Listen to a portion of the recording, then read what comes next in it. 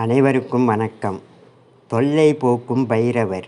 சிவன் கோவில்களில் விநாயகர் சன்னதி, முருகன் சன்னதி, அம்பாள் சன்னதி போன்று மற்றும் ஒரு முக்கியமான சன்னதியாக விளங்குவது பைரவர் சன்னதி.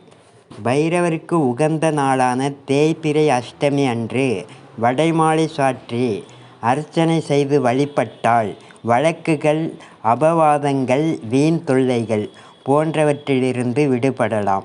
நன்றி, வணக்கம்.